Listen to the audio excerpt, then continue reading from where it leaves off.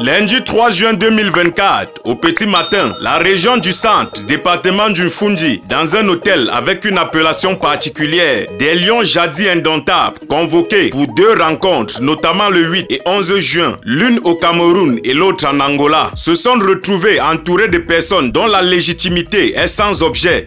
Ils le savent, ceux qui sont dans cet effectif le savent pertinemment, du moins, nous osons le croire et le penser. Si des cas comme Joël Matip ont décidé de ne plus porter le maillot des Lions, c'est pour des questions de troubles et de désordre.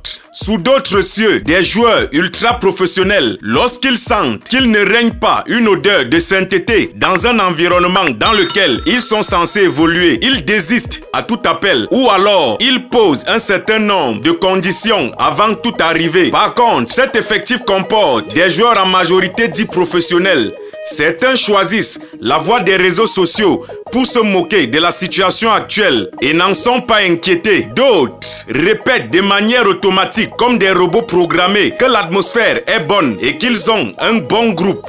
Que dit le président de la République? Que dit le premier ministre? Des lions ont commencé des échauffements ce lundi matin dans la rue avec des vêtements disparates. On aurait dit des prisonniers d'un Kondengui en pleine balade pour leur permettre de se refaire une santé pulmonaire. La mise à l'écart de la Fédération camerounaise de football, l'instance chargée de faire ce travail, est visible, claire, actée et palpable. Quelle est la véritable mission de Marcus Brissus Ier en terre camerounaise? Ou alors serait-ce un jeu dans lequel le gouvernement et la Fédération camerounaise de football enferment l'ensemble des Camerounais? Une chose est sûre, les Camerounais ne sont pas dupes. Si ces deux matchs se jouent finalement, ils comprendront que la Fédération camerounaise de football aura facilité les choses à son niveau de connivence avec ce staff qu'ils jugent illégal et illégitime, et l'ensemble des Camerounais comprendront que c'est de la pure distraction depuis le départ et qu'il faut revenir à l'essentiel, s'inscrire sur les listes électorales massivement et se préparer pour 2025,